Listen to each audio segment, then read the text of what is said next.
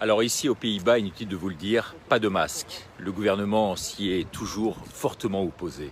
En France, on vous dit d'observer une quarantaine quand on va sur place et que l'on vient de Belgique, quasi obligatoire, vous le savez, par la route.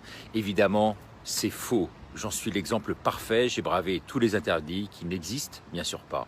Évidemment faux comme les trois quarts des informations qui circulent actuellement sur le sujet autour du Covid en France et véhiculées par cette presse française véritablement à gerber.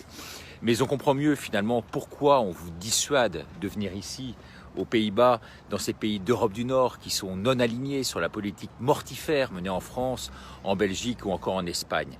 Des pays, si vous y alliez, qui vous donneraient sûrement encore plus l'envie de vous révolter. Il faut dire que ici, l'économie fonctionne à plein régime, que les magasins sont ouverts, que les hôtels et restaurants sont tous là aussi ouverts, que les gens circulent librement. Les Pays-Bas ont beau être, vous le savez, un petit pays, c'est l'un des principaux acteurs économiques dans le monde, 16 millions d'habitants, 6,9% de chômage seulement et 1% d'inflation. Comme pour la majorité des pays d'Europe du Nord, les Pays-Bas bénéficient, vous le savez, d'avantages sociaux très importants et surtout, je dirais, d'un respect strict des libertés individuelles.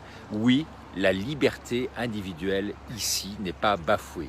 En ville comme à la campagne, règne, vous le voyez, une douceur de vivre dans ce pays construit par des commerçants et des navigateurs.